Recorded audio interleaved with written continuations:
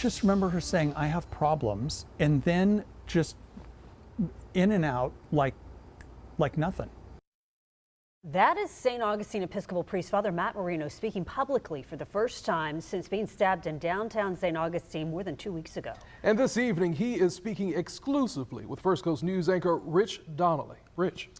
Yeah, he's a man of faith who believes he has a calling to help other people. 2 weeks ago, after almost losing his life while waiting to have breakfast, Father Matt Marino opened up about a moment that he was stabbed and lay bleeding, hoping for help.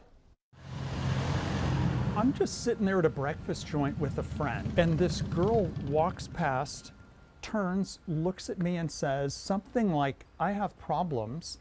And, you know, pastors instinctively go, oh, well, tell me your story. And so I sort of lean forward, and she pulls a knife out and just sticks it in my chest and pulls it back. And I just looked down and said, hey, you just stabbed me. It was just before 8 a.m. on October 23rd when Father Matt Marino was stabbed on San Marco Avenue in St. Augustine. As he began to cough up blood, he laid on the ground. And then I roll over and I'm looking up at the sky, and the sky is just really gray.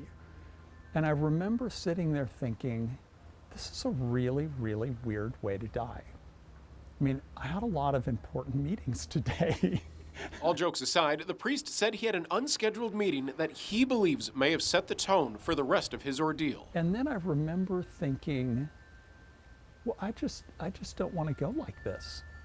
You know, this seems senseless and random, and not today, Lord.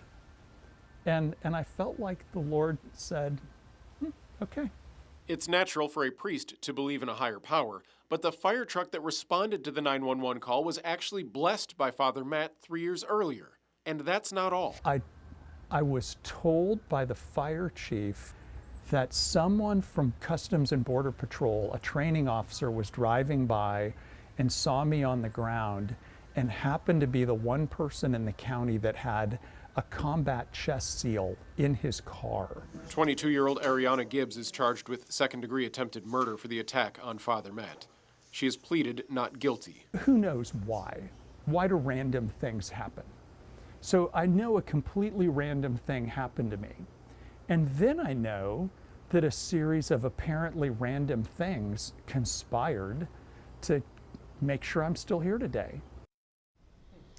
Coming up at 5:30, we'll take a closer look at the medical care that Father Matt Marino received the day he was stabbed and continues to receive. And at 6 o'clock, he will share his message for the woman accused of trying to kill him. Reporting Rich Donnelly, First Coast News, on your side.